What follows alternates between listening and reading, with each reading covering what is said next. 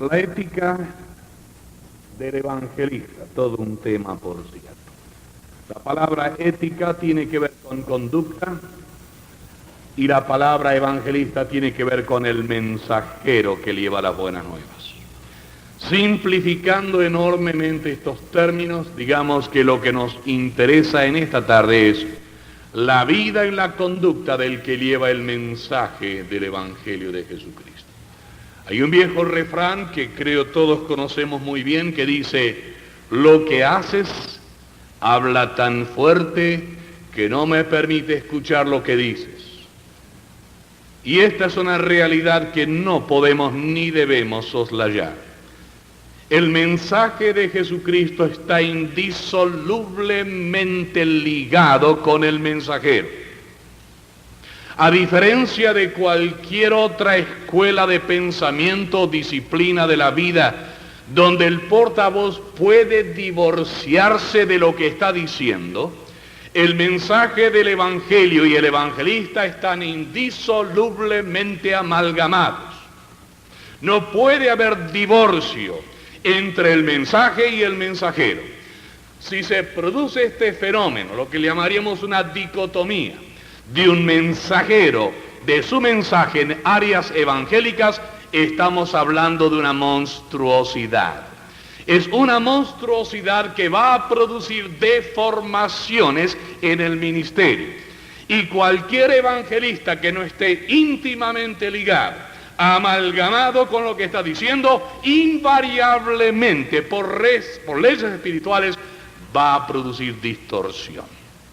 Tengamos mucho cuidado que en nuestro ministerio, como predicadores del Evangelio, y permítame reiterar las palabras, indisolublemente ligado con lo que estamos viviendo y diciendo.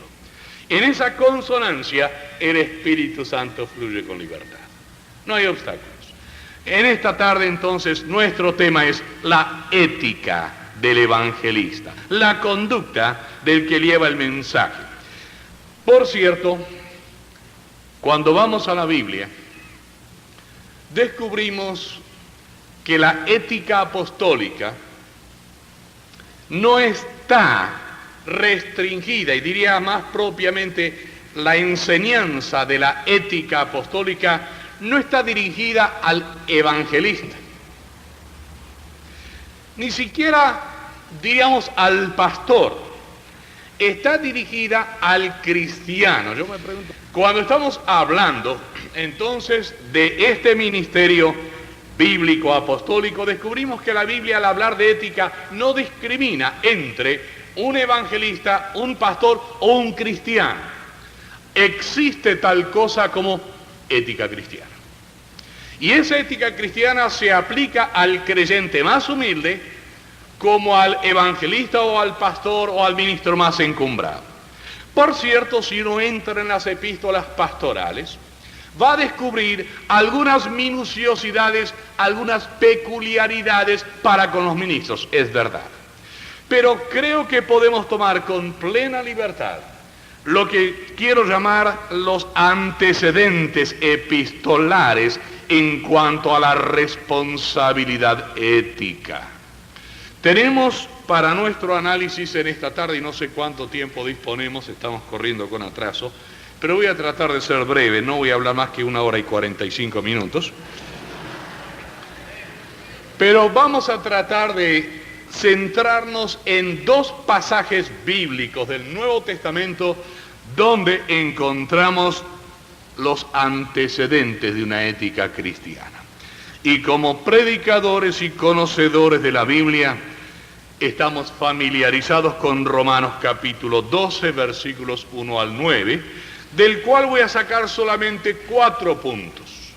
Romanos capítulo 12, versículos 1 al 9. Así que, hermanos, os ruego por las misericordias de Dios que presentéis vuestra habilidad y excelencia retórica en la predicación del Evangelio de Jesucristo. ¿No? No es así. ¿Cómo es? Me equivoqué. Así que, hermanos, os ruego por las misericordias de Dios que presentéis vuestros cuerpos,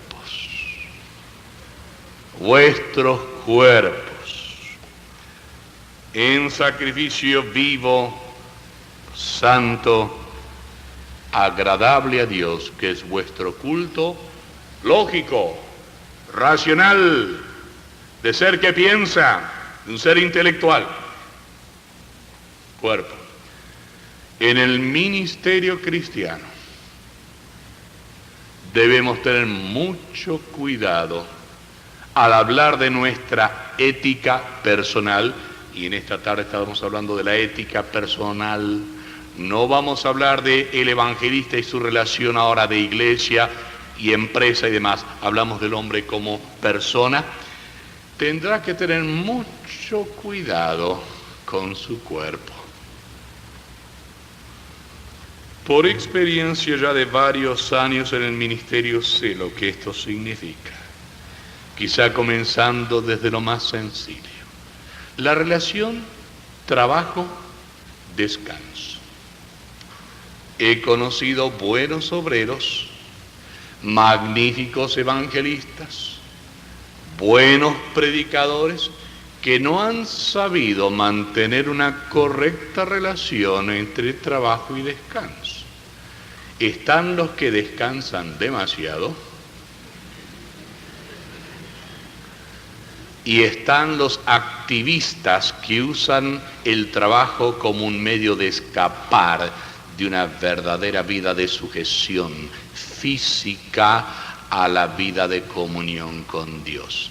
Hay tal cosa como una dedicación de nuestros cuerpos en la presencia de Dios. Y he conocido ambos casos. Personas que se ganan muchos problemas porque pasan demasiado tiempo descansando. Están muy cansados. Y usted sabe que si usted descansa mucho va a estar muy cansado. Hay otros que identifican el ministerio con un constante andar, tienen que estar constantemente en movimiento. Parecería como que en su torrente circulatorio hay una demasía de hematíes, de glóbulos rojos, y no pueden quedarse quietos, tienen una especie de neurosis sanguínea y tienen que estar constantemente en movimiento. Ambas cosas son anormales, ambas cosas son anormales. Que Dios nos permita con el Espíritu Santo equilibrar esta relación trabajo y descanso. Necesitamos descanso, pero necesitamos dosificar este descanso con el trabajo. ¿Cuántas veces viene el predicador, el evangelista o el pastor, y en nuestro contexto latinoamericano prácticamente todo evangelista es pastor y casi todo pastor es evangelista? Y es bueno entonces tener en cuenta que debemos equilibrarnos. ¿Cuántas veces el activismo, el demasiado activismo, es la forma en que producimos lo que psicológicamente se llama una catarsis? Logramos distender tensiones acumuladas a través de un trajín de intenso trabajo para luego agotarnos y crear otro tipo de problemas psicológicos. Esto de trabajo y descanso debe ser sabiamente utilizado. Yo sé, como pastor, lo que es tener llamadas telefónicas pidiéndome asistencia, consejo, ayuda, y tener que decir, estoy muy ocupado. Cuidado con eso de que estoy muy ocupado, porque también puede ser una forma de escapar de responsabilidades. Podemos utilizar esa actividad y ocupismo, permítame decirlo, como una forma de escapar de nuestras responsabilidades. Descanso, sí, los necesarios. Yo he conocido hombres que podían descansar escasamente 4 horas en 24, y he sabido de buenos obreros que han necesitado una buena dosis de 9 horas de descanso en 24. Ahora, yo no le voy a juzgar. Descubra usted por sí mismo, a la luz de su conciencia, cómo está manejando su relación trabajo y actividad, porque esto va a condicionar muchas cosas. Por cierto, hay que hablar un poquitito de la comida. Yo nací con 5 kilos 25 gramos. Advierto esto por razones obvias. Cuando la partera me vio a mí se asustó. Pero ¿y esto qué es? Imagínense chicos que nacen con 2 kilos y medio, 3 kilos y medio, y cuando tienen 4 kilos dicen, ¡qué gordo! Aquí viene uno de 5 kilos 25 gramos. Bueno, yo sé lo que es tener que ejercer disciplina con la mandíbula. Qué lindo es comer. Una vez estaba con un evangelista muy conocido, estamos comiendo esas pizzas argentinas tan suculentas. Y yo le decía al pastor, este evangelista, mira hermano que aquí hay colesterol.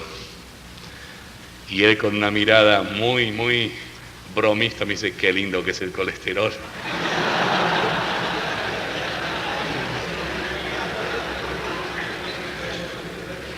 Debemos tener conciencia de lo que estamos comiendo. Cómo nos estamos manejando con la alimentación del cuerpo. La mayonesa es muy buena, pero cuidado con el colesterol. Cuidado con aquellas cosas que quizá deban ser restringidas para que nuestro organismo no se esté dañando. En la Argentina comemos mucha carne, y usted come mucha carne de noche y va a estar inyectando grasa prácticamente, grasa a su torrente circulatorio. La comida tiene que ser motivo de una evaluación cuidadosa. Cuando yo descubro que estoy comiendo algo que embota mi mente, tengo que preguntarme si estoy comiendo lo que debo comer. Por cierto, si no estoy comiendo lo suficiente, quizá debiera preguntarme si estoy cayendo en alguna mística malsana. Todas estas cosas tienen que ver con principios personales. No estoy entrando todavía en la palabra ética apropiadamente, estoy ateniéndome al texto que nos va a llevar a esto. Pero tengamos en cuenta que el evangelista tiene un cuerpo al cual la Biblia insta a ofrecer en sacrificio vivo y tiene áreas de tremendo valor pragmático. Por cierto, no podemos dejar de lado hablar comida, descanso, trabajo, sexo.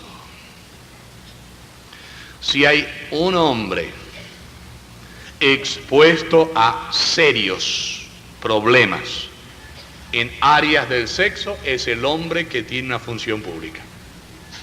Y voy a hablar con mucho realismo y al mismo tiempo con mucha reverencia, y no quiero ser malinterpretado.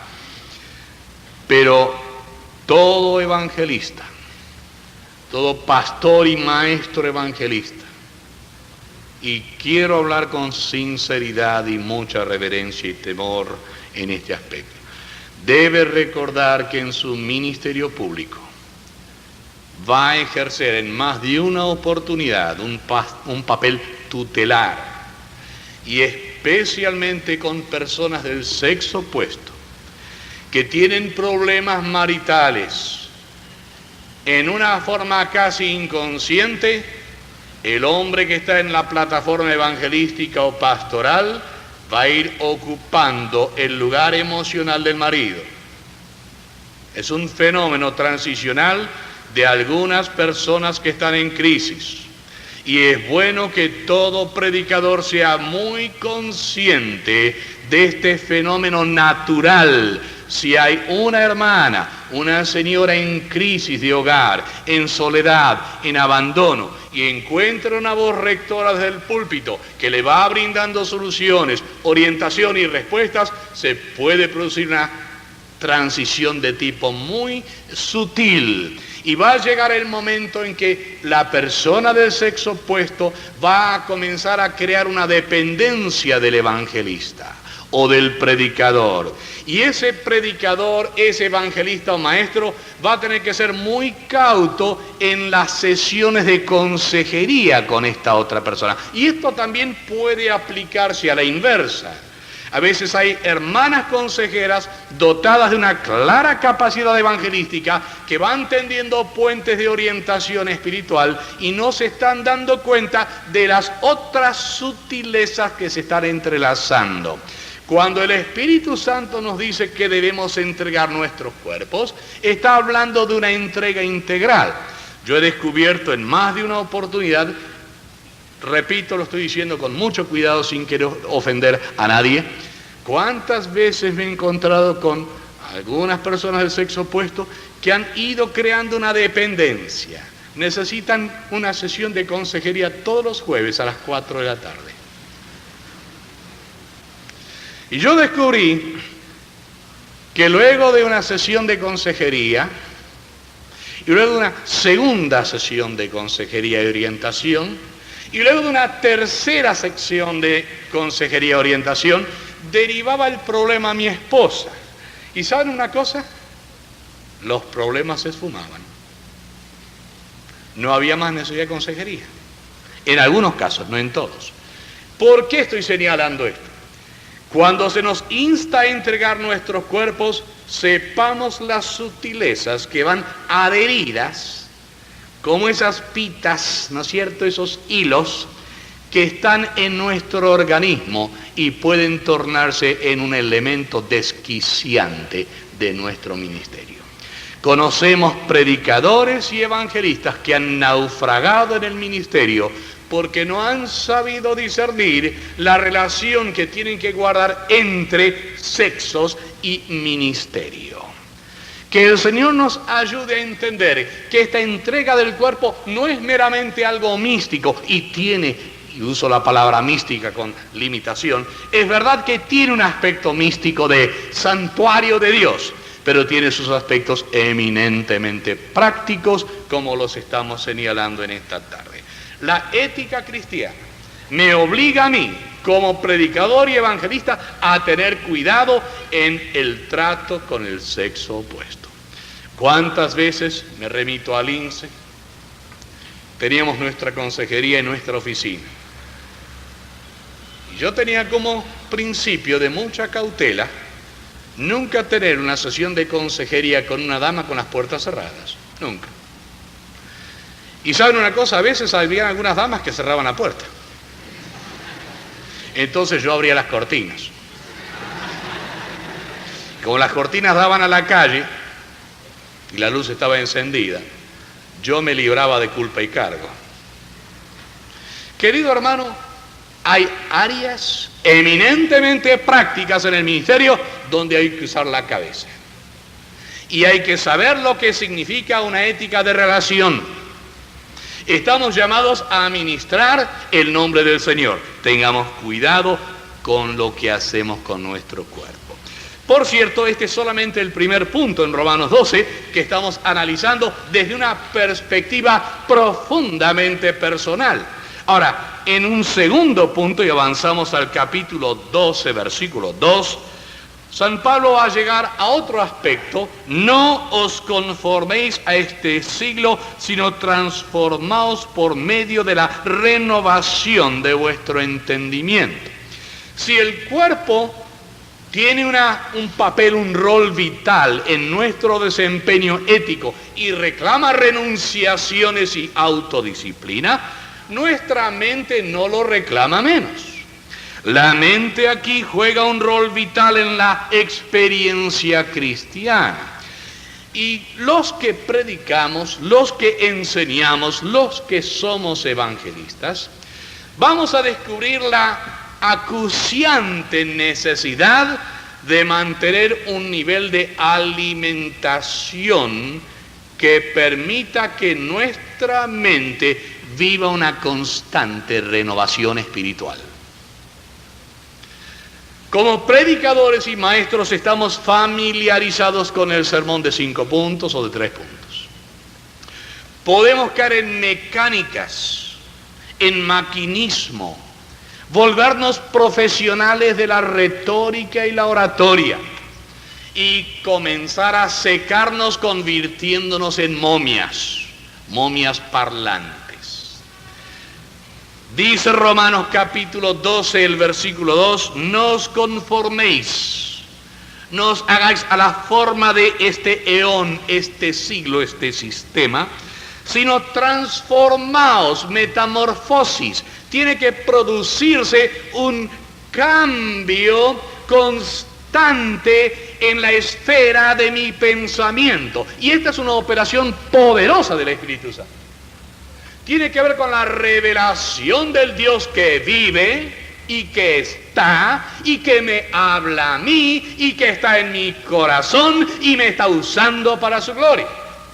Es una relación de persona a persona que está operando en mi mente. Yo debo cuidar celosamente mi mente, cuidado con mis pensamientos. La revelación de Dios viene a través del Espíritu Santo, a través de la palabra escrita a mi mente. Pero si mi mente está cayendo en un maquinismo profesionalista, se va a cortar la revelación, no voy a estar en ese proceso de metamorfosis, y como consecuencia mi ministerio no va a ser eficaz.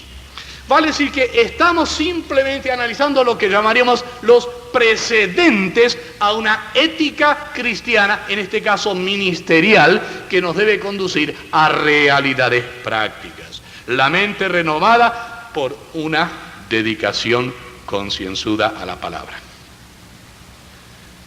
Los predicadores estamos expuestos a un estudio constante de tipo utilitario de la Biblia. Tengo que predicar este sábado. A ver, ¿de qué voy a predicar? Tomo Génesis, voy a estar Apocalipsis, me detengo en los Salmos, miro algún pasaje de Isaías y todavía no sé de qué voy a predicar. Y estoy usando la Biblia, estoy usando la revelación para llenar una demanda ministerial sin ser usado por el Espíritu Santo. Yo estoy usando lo que habló el Espíritu Santo. Y el Espíritu Santo no me puede hablar a mí, ni usar a mí, porque yo estoy usurpando sus derechos de prioridad. Cuando el apóstol Pablo habla de transformaos por medio de la renovación de vuestro entendimiento, está abriendo un campo muy amplio. Me estoy limitando, por cierto, a este constante velar en la palabra. ¿Pensamos la palabra? ¿Amamos la palabra? ¿Vivenciamos la palabra? Recuerdo un profesor que tenía en mis días de estudiante. Una mañana dijo algo y me acuerdo que cuando lo dijo no lo entendí. En el momento que lo escuché no entendía lo que estaba diciendo. Al cabo de algunos años sí entendía lo que quería decir. Esa mañana vino a nuestra clase de doctrina con su gran Biblia, una Biblia inmensa de tapas verdes, y comenzó a hablar. Su tema, su doctrina, su materia era doctrina cristiana. Y dijo, para mí, Pablo, Pedro, Juan y el Señor son más reales que muchos de ustedes. Nos quedamos escuchándolo. ¿Qué quería decir con eso? Él se levantaba a las 3 de la mañana. Desde las 3 hasta las 7 invertía esas horas a solas con la palabra y la oración. Cuando llegaba el momento de ministrar a las clases, bajaba del monte, donde había estado con Pedro, Juan, Pablo, el Señor. Eran reales para él. Ese mismo hombre tuvo un accidente. Estaba transitando con un vehículo por una de las calles nevadas cuando su carro chocó en forma frontal. Quedó inconsciente 3 días. Creo que fueron 3 días. Los médicos que lo atendían quedaron plasmados, quedaron asombrados, pasmados. En su estado de inconsciencia predicaba sermones, hablaba la palabra, explicaba doctrina, coherentemente. Había palabra viviente aún en esos huesos que habían sido totalmente desbaratados en ese choque. El hombre estaba en un estado de inconsciencia, como escuchamos recién al doctor Billy Graham. Que el hombre se despierta abruptamente y ya puede predicar a pesar de haber estado durmiendo unos instantes antes. Es estar impregnado de ese proceso de renovación. Y esto, querido hermano, demanda tiempo. Demanda tiempo, dedicación, disciplina personal. Mi cuerpo es llamado por el Espíritu Santo a ser entregado en forma sacrificial y solo señalamos aspectos eminentemente prácticos. Mi mente debe estar en un proceso de renovación constante. Y fíjate ahora una tercera cosa que viene de Romanos capítulo 12, está en el versículo 3. Dice el versículo 3, digo pues por la gracia que me es dada a cada cual que está entre vosotros, que no tenga más alto concepto de sí que el que debe tener. La tercera cosa que debe acompañar a un predicador del Evangelio: cordura en su autoaprecio. Qué tremendo que es esto. Nadie más expuesto a distorsiones y megalomanías y cosas raras que un hombre que tiene función pública. Un hombre que predica, que habla por la radio, que es invitado a tener conferencias evangelísticas en alguna iglesia, que monta un estrado para predicar en algún parque, alguna plaza, al cual la gente acude y dice: Señor, ¿usted me puede explicar esto? Señor, necesito que usted me aconseje. Señor, ¿por qué no viene a nuestra iglesia, nos saluda? Etcétera, etcétera, etcétera. Todo esto se va acumulando sobre los hombros. Y el hombre incauto comienza a gestar inconscientemente un sentido de que, bueno, aquí estoy. ¿Se dan cuenta? Un sentido de importancia personal.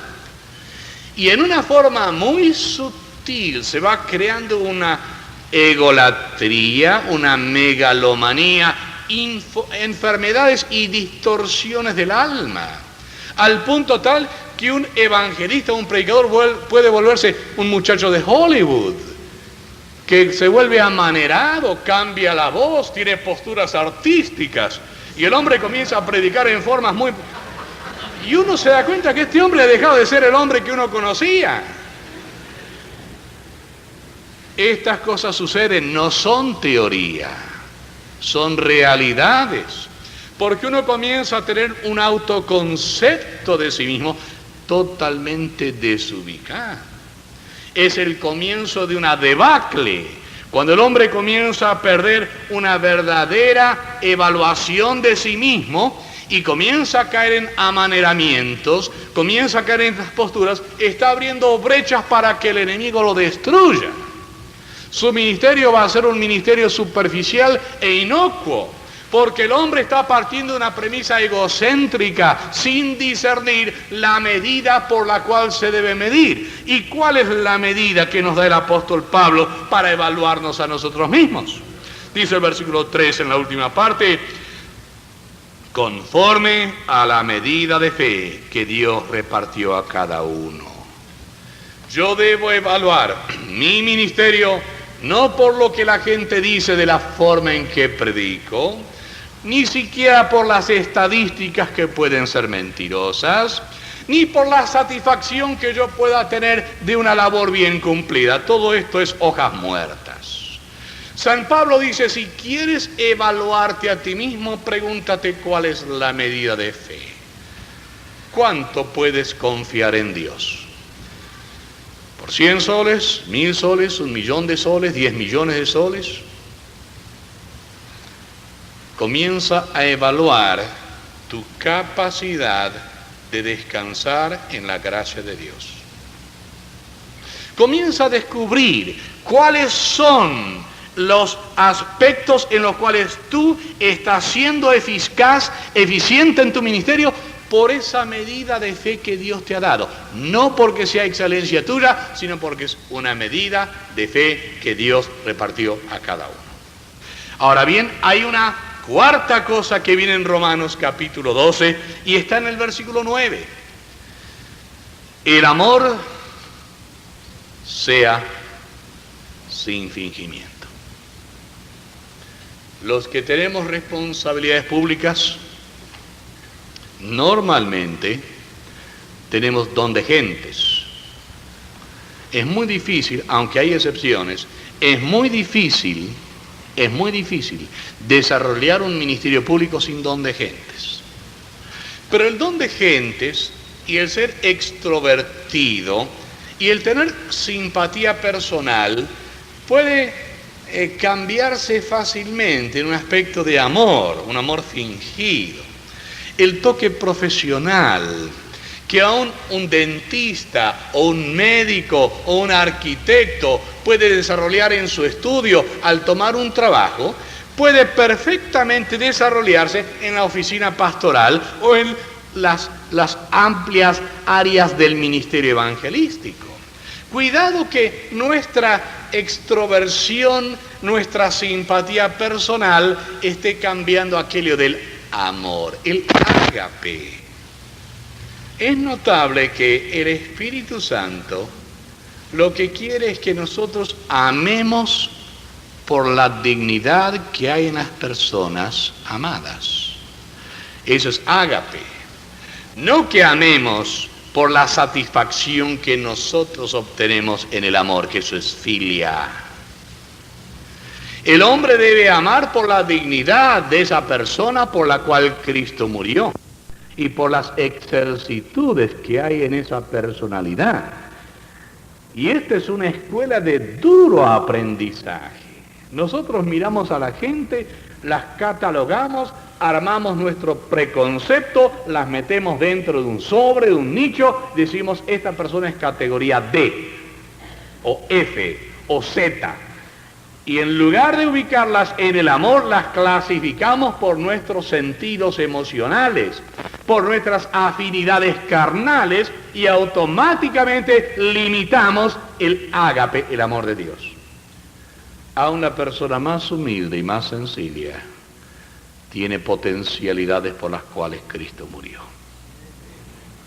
Y mi responsabilidad como obrero es descubrir en esos ojos quizá parcos, o esa mirada un tanto seria y huidiza, o en ese gesto adusto, que es aquello por lo cual Cristo murió que hay en esta persona. El amor.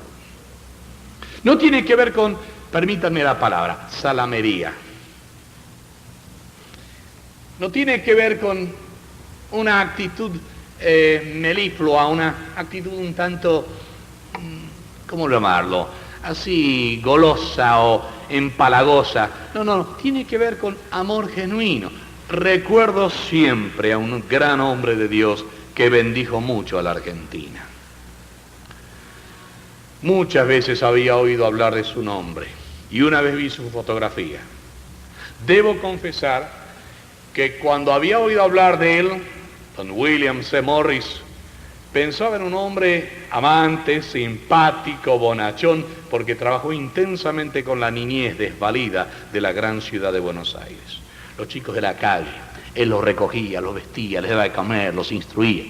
Pero un día vi la fotografía de William C. Morris. Confieso que me sorprendí. Su mirada era adusta, su rostro era serio, su expresión parecía la de un hombre muy solemne. Y me decían que era un hombre que en su trato con la gente adulta era muy drástico, pero tenía un corazón encendido en el fuego del amor de Dios que llegaba a los niños, y Dios lo usó en una transformación de multitud de niños. No confundamos superficialidades, sutilezas sensibleras con el amor. El amor está más profundo que simples actitudes epiteliales de superficie. Está en la actitud del corazón.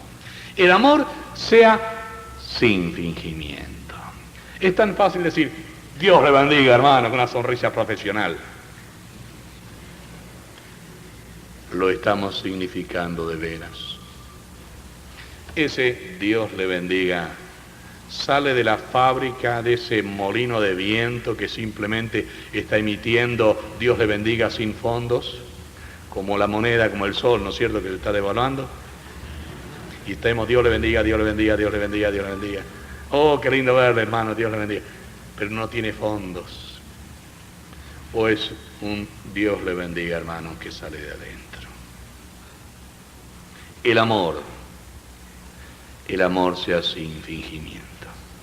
Y estos son 4 aspectos elementales en la vida espiritual de aquel que tendrá que cumplir con un rol de ministerio cristiano. Y ahora rapidito vamos al segundo pasaje que quiero dejar con ustedes en este tema de ética cristiana y ética para el evangelista en 1 Timoteo 3, 1 al 7. Primera Timoteo capítulo 3, versículos 1 al 7, noten ustedes las cosas que tienen que regir la conducta de aquel que es siervo de Dios. Primera Timoteo capítulo 3, versículos 1 al 7, y les prometo que los voy a repetir con rapidez. Palabra fiel: si alguno anhela obispado, buena obra desea. Aquí se habla de los obispos. Y repito, la ética se aplica al obispo, al anciano, al pastor, al evangelista, al que sea, al predicador, al que tiene responsabilidad ministerial dentro del cuerpo de Cristo. Vea qué cosa interesante. El obispo debe ser el evangelista, pongamos esa palabra. El evangelista debe ser irreprensible. Esta palabra a mí me ha golpeado duro. Irreprensible. Sin reprensión de ningún tipo. Esto es solemne. Aquí radica la razón por la cual, y más adelante Pablo lo va a decir, ningún neófito debe asumir responsabilidades ministeriales. Se tiene que producir un tiempo de maduración antes de asumir responsabilidades ministeriales. Que el carácter vaya cuajando, vaya plasmando. No significa que no debemos testificar, sí debemos testificar. Pero debemos tener cuidado que la iglesia no ponga cargas ministeriales sobre neófitos que pueden tener serios problemas de ser reprensibles, irreprensibles. Y es notable porque después de haber establecido el aspecto de irreprensible, San Pablo avanza a las minucias, a los detalles. Marido de una sola mujer. Algunos exégetas entienden que esto es casado una sola vez. ¿Qué tal? Yo no digo que sea necesariamente casado una sola vez, solamente cito a algunos. West, por ejemplo, sostiene eso, casado una sola vez. Ahora, a lo que voy, no quiero entrar en aspectos críticos si un viudo debe volverse a casar o no, no le voy a enjuiciar a ningún viudo que se haya vuelto a casar, este es aspecto de debate exegético, pero sí es interesante el hincapié de marido de una sola mujer, monógamo, un hombre que haya entendido la solemnidad que hay dentro de la vida afectiva, que sepa lo que es amar de veras, marido de una sola mujer, solemnidad afectiva. Puedo amar y Dios me hizo así a pesar de lo que dice una sociología materialista y mundana. Dios me hizo a mí para amar a una sola mujer. Dios hizo a la mujer para amar a un solo hombre. Y es notable el hincapié inicial que se habla al obispo, se dirige al obispo señalándole la solemnidad de la vida emocional. Debo ser cuidadoso en cuanto a mi vida afectiva. Marido de una sola mujer. Sobrio. Aquí en el Perú descubrí una palabra que es la antítesis, lo opuesto de sobrio, lentito. En otras palabras, un obrero no puede darse el lujo de ser lentito. Tiene que ser despierto, tiene que estar alerta, tiene que estar en sobriedad, tiene que tener sus sentidos bien alerta, sobrio. Tercero, prudente, cauto, que sepa sumar y restar, no aventado, que sepa calcular, no es pecado calcular. A veces nos volvemos tan espirituales, pero tan espirituales que 2 más 2 son 6. Y perdemos el contacto de la realidad práctica. Y como decía nuestro hermano Pablo anoche, estamos esperando luces verdes por todas partes. Y no nos damos cuenta que Dios nos ha dado un sentido natural, que hay leyes espirituales y naturales que rigen la vida y que Dios nos está llamando a ser respetuosos de ese criterio lógico y natural del cual Dios nos ha imbuido. Prudente, cauto, debo saber evaluar, medir las cosas con practicidad, hacer cálculos, no esclavizarme a ellos, pero sí ser prudente. No llevar el daño como el insensato del cual habla el libro de los Proverbios, porque ve el daño y sigue adelante. No, cuidado. Tampoco tentemos al Señor echándonos abajo, esperando que Él mande ángeles para que nuestro pie no tropiece en piedra. Cautela, prudencia. Cuarto, decoroso. Qué linda palabra. Estética. Armonía, equilibrio. Un evangelista, un predicador, debe tener este equilibrio, debe tener el decoro, grato, cuidar el detalle. ¿Y esto sabe dónde comienza? En su vida íntima personal. Cuando usted aprende a cuidar el detalle en su dormitorio, en su cuarto de baño, en su estudio privado, entonces va a comenzar a tener el cuidado en la relación pública. Es interesante la correlación que hay. Yo lo he dicho a veces en tren un poquitito humorístico a mis propios hijos. Si ustedes cuando van a la noche al cuarto dejan un zapato en un rincón, la media en la mitad del cuarto, el pantalón arriba de la cama y la camiseta allí colgada del placar, ustedes están denotando la indisciplina mental en la cual se están moviendo. Van a tener mucho conflicto en poder proyectar cuidado al mundo que les rodea, porque interiormente están deshilachados. Esto tiene que ver con el decoro. Que el evangelista sepa que el decoro comienza en casa y se va a comenzar a proyectar hacia afuera. Decoroso. Hospedador. Puertas abiertas. 6. Apto para enseñar. Que el evangelista sepa que gran parte de su función es enseñar. No es solamente estar sobre una plataforma y dar grandes mensajes que van a ser televisados y propalados por los satélites a todo el mundo, no. Felipe el evangelista se encontró con el etíope, ¿se acuerdan? Y comenzó a enseñarle la palabra. Enseñar. Que el evangelista esté listo a tomar tiempo para enseñar. Porque la evangelización implica enseñanza. Debe ser apto, debe tener capacidad didáctica. Y si no la tiene, que la aprenda. Porque al final de cuentas nuestro ministerio es un discipulado, es una disciplina. Debemos pedir gracia del cielo. Recuerdo cuando estaba estudiando años atrás, uno de mis profesores de homilética solía decir, si usted quiere predicar con coherencia y transmitir adecuadamente conceptos, va a tener que escribir. Y una vez que lo he escrito, botarlo todo porque no sirve para nada y empezar a escribir de nuevo. Y era verdad. Descubrí que para poder tener frases coherentes, poder usar la semántica, tener cierta oratoria, pues yo tengo que aprender primero a escribir. Y si yo no aprendo a escribir, no voy a poder hablar. Y entonces debo tener tal cosa como una disciplina que me permita enseñar. Y esto no viene por control remoto. Esto tiene que forjarse en la dura escuela de la disciplina. Un peruano ya fallecido, ya en la presencia del Señor, me acuerdo nos decía don Eduardo Palací del Ejército de Salvación.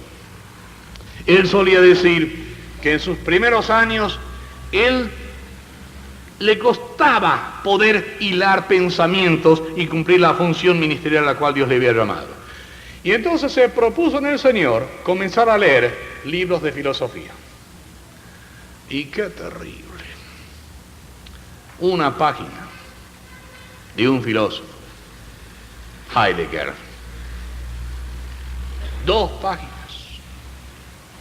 A la tercera página le salían humo por las orejas al pobre hombre. Había recalentado bielas. Ya no podía más.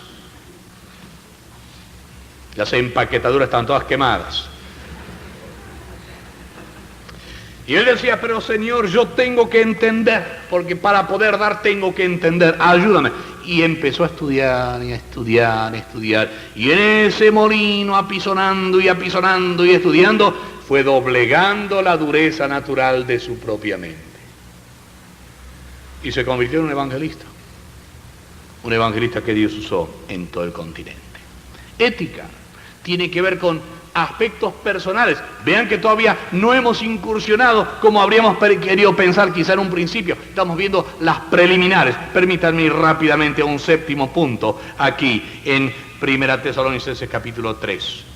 Dice, apto para enseñar, no dado al pisco, al vino, perdón. Yo vengo de un país donde muchos evangélicos toman vino en la comida. Yo creo honestamente que lo que aquí se está tratando es usemos criterio en negar autogratificación y particularmente en áreas como la del alcohol. Debo tener sobriedad para no gratificarme a mí mismo. No dado al vino. El vino tiene elementos enajenantes, el alcohol tiene elementos enajenantes. Y es notable que al sacerdote en la antigüedad que iba a ministrar no podía probar vino, ni elementos alcohólicos. No dado al vino, cuidado con la autogratificación. No pendenciero, qué palabra, no pendenciero. Un hombre que no esté autorreafirmándose constantemente, un sábelotodo. No pendenciero que está buscando constantemente cuestiones.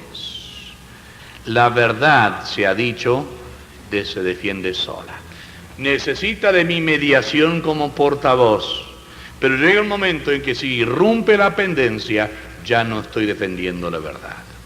Debo ministrar con criterio, no pendenciero, no codicioso de ganancias deshonestas. Cuidado acá. Si hay un área en el cual el predicador, el evangelista y el ministro tienen que tener mucho cuidado, es esta. Cuando uno va a una iglesia, ministra en la bendición del Señor y le dan una ofrenda, uno se siente muy estimulado. Es algo grato, es una forma de tener un reconocimiento al ministerio. Cuando uno va por segunda vez y ministra en algún otro lugar y le dan una ofrenda, le empieza a gustar. Y la tercera vez que va a un lugar para predicar, espera la ofrenda con cierta ansiedad. Y paulatinamente comienza una dependencia de lo que la Biblia le llama ganancias deshonestas. No es porque es una ganancia mala vida, sino porque pertenece a un sistema de lo que se llama riquezas de maldad, de un sistema corrupto. Yo no puedo ni debo sujetar mi ministerio a este proceso. El factor dinero, cuidado con el factor dinero, y ahora hablo como pastor. Nunca he aceptado manejar cajas, ni fondos ni dinero, jamás. Yo he conocido pastores que sí, tienen su nombre puesto en la cuenta del banco de la iglesia, tienen sus firmas en firmas conjuntas con otro hermano. Querido hermano, si usted quiere hacerlo, hágalo por riesgo y cuenta propia. Yo he aprendido que el dinero es maldito.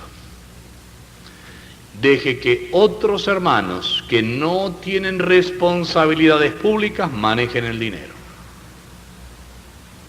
Cuidado con esto de las ganancias deshonestas. Cuidado con buscar campañas en iglesias que dan ofrendas interesantes y menoscabar iglesias que quizá no puedan dar ninguna ofrenda. Es Estoy tocando problemas reales, prácticos, a los cuales debemos ser sensibles, no codicioso de ganancias deshonestas, sino amable, qué linda palabra, que se deja amar y que ama, que no es esquivo, no es huidizo, es un hombre que se deja amar y al mismo tiempo proyecta amor. No es que solamente da o solo recibe, tiene un equilibrio.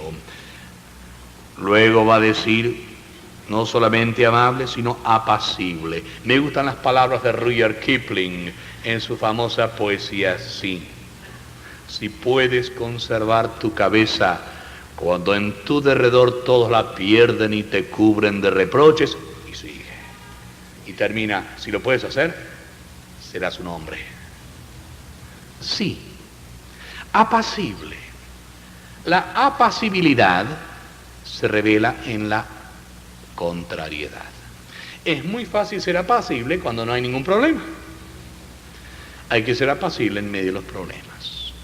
Ser un remanso de paz. No avaro, libre de la tiranía de las cosas. Estos días atrás estábamos con mi esposa en Quito, aguardando que nos enviaran todos estos bártulos que habíamos dejado aquí durante tantos meses. Y con mi esposa estábamos diciendo, ¿y si lo perdemos? Porque aquí estaban en huelga tras huelga, y no se remitían las cosas. Pensamos, bueno, ¿qué va a suceder con todo esto? ¿Llegará algún día, después de 6, 7 meses de ausencia? Y mi esposa me dijo, mira, se lo entregué al Señor. Si viene, bien, y si no viene, también. Libre de las tiranías de las cosas. Libres. Usemos las cosas. Pero no dejemos que las cosas no se estén usando a nosotros. Que gobierne bien su casa. Fíjese. Que gobierne bien su casa. Y aquí sí que entramos en un terreno de ética evangelística de tremenda relevancia. ¿Qué tal la casa del ministro, del evangelista? ¿Cuánto tiempo invierte con su esposa y sus hijos? ¿Cuál es su relación de hogar? Conozco evangelistas que han destruido sus hogares porque no han sabido respetar este precepto ético del ministro cristiano. Es cierto que aquí se está hablando de gobernar bien su casa, está hablando del ejercicio de una autoridad equilibrada, pero quiero trascender un poquitito el equilibrio de una relación de hogar. Hay momentos en que, y digámoslo con toda franqueza, hay que olvidarse de la predicación, hay que olvidarse de la iglesia, hay que olvidarse de la campaña y brindarse a la esposa y los hijos. Si uno no hace eso, va camino directo al suicidio, va a destruir su hogar y su ministerio. Y el ministerio bien entendido comienza por casa. Mi esposa reclama mi presencia como esposo. Mis hijos reclaman mi presencia como padre. Y debo dedicar tiempo balanceado y equilibrado. Y entonces habrá un gobierno acertado de mi casa. Si yo no gobierno bien mi casa, ¿cómo voy a ministrar con eficacia dentro de la iglesia de Dios? Que gobierne bien su casa. Son aspectos personales, íntimos. Podemos hablar, sí, de las formas de tratar con la iglesia, y eso lo vamos a ver cuando hablemos del evangelista y la iglesia local, la programación de campañas, relaciones administrativas y cuánta cosa más. Pero aquí estamos hablando del hombre como persona en relación a su función como ministro, y para consigo mismo, y para con los suyos. Que gobierne bien su casa, que tenga a sus hijos en sujeción. ¡Qué tragedia! Días atrás escuchaba la historia de un buen hermano mío que se convirtió al Señor, entró al ministerio, buen evangelista, predicador de la palabra, pero sus hijos, ay, sus hijos, fueron criados en la escuela de la permisividad. Cuando tenían 1 año, la mayorcita se paraba en la mesa y metía la mano en la ensalada, así nomás, y la revolvía y se la llevaba a la boca. Entonces le decían, a la hermana, a la esposa del pastor, del evangelista: hermana, corrija a su hija, enséñele. No, pobrecita, ella no tiene que traumatizarse. No la queremos traumatizar.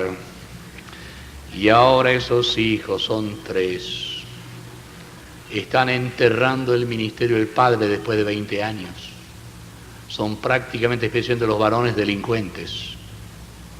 Por una filosofía permisiva que no entiende que al instinto no se le habla por la razón. Al instinto se lo corrige cuidadosamente con la vara. La Biblia dice que el que escatima la vara aborrece a su hijo. Y el Señor azota a todo aquel que recibe por hijo. No es que le habla, no le hace logoterapia. No hay un tipo de psicoterapia, hay un tipo de varaterapia. Y es notable como nosotros en este tiempo estamos cayendo en todas las triquiñuelas de una psicología mundana que parte de una sociología atea y de una filosofía humanista, y la hemos metido dentro de nuestra estructura, y como consecuencia podemos destruir nuestro ministerio. No estoy hablando de que hay que ir con un garrote, con clavos en la punta, y a la primera transgresión darle un garrotazo. No. No estamos hablando de sadismos. Pero hay una equilibrada medida de gobierno que permita que mi casa sea un ejemplo en cuanto a sujeción y orden. Si nuestros hijos no son perfectos, bueno, nadie es perfecto. Pero tengamos conciencia que debe haber un principio de sujeción en amor y temor reverente. Que gobierne bien su casa, que tenga a sus hijos en sujeción. Y dice luego el versículo 6, no un neófito. No un neófito, saber esperar madurez, evitar deformaciones. ¿Por qué? Porque el hombre que entra al ministerio se va a ver rodeado de halagos de todo tipo. Va a ser solicitado para muchas cosas. Si no tiene estabilidad emocional y una clara visión del Señor, va a caer en el engaño del diablo. ¿Saben cuál es el engaño del diablo? La soberbia. El gran pecado luciferino por excelencia.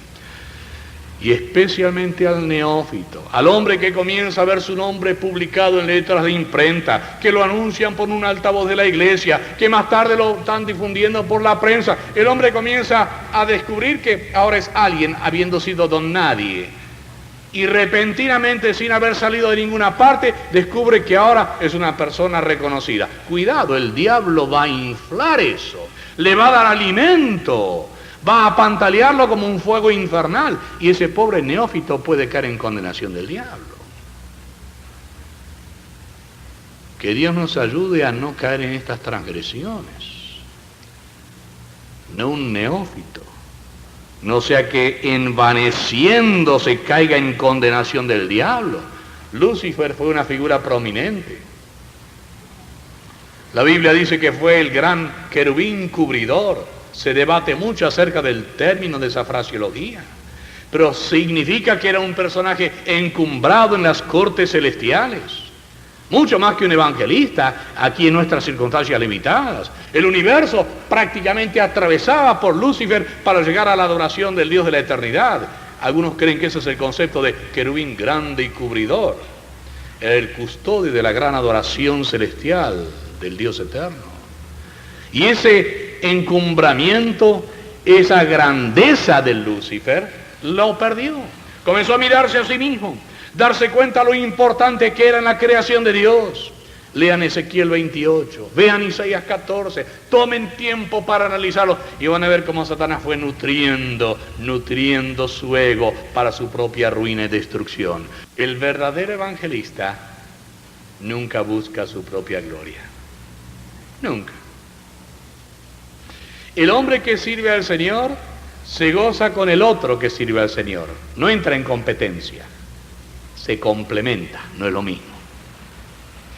Lamentablemente a nivel de iglesias y de ministerios existe demasiada competencia cuando debiera existir complementación. Es la gran diversidad en la unidad de la que habla Leon Morris en uno de sus libros. El cuerpo de Cristo no es Alianza Cristiana y Misionera, Asamblea de Dios, Bautista, Nazareno, Pentecostal, etcétera, etcétera.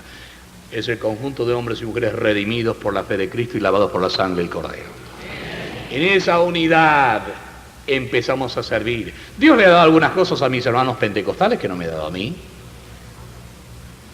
Yo lo quiero mucho, a pesar del hermano Bruno Frigoli.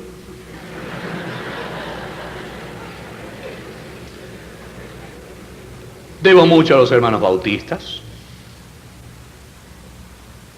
He tenido un tiempo muy precioso de comunión con nuestros hermanos nazarenos, con los hermanos libres.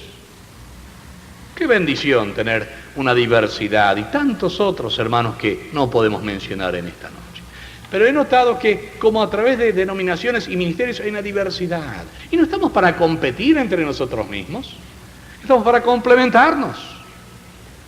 Y poder entender que en la diversidad del Espíritu Santo hay una complementación magnífica a la cual yo me debo sujetar. Soy solamente un siervo. Y si Dios bendice a ese hermano y le da un ministerio bendecido y pletórico, gloria a Dios. No debo permitir que entre mí, bueno, él hizo tanto, yo tengo que hacer más porque tengo que pasarlo. Eso es carne pura. Estamos para servir a un mismo Dios, enfatizar doctrinas diversas, pero un mismo Cristo. Estar al servicio de un mismo espíritu, con características muy propias. No estamos para competir unos con otros. El mundo es muy vasto. Esta ciudad es muy inmensa. En esta nación hay mucho campo en el cual trabajar. Y quiera Dios ayudarnos a entender estas implicaciones que tienen que ver con éticas que son estrictamente bíblicas. Repito, en esta tarde nos hemos estado ateniendo a las éticas bíblicas. Y vamos a entrar en la próxima mañana el evangelista y la iglesia local. Y allí vamos a entrar en aspectos que tienen que ver con el trabajo del evangelista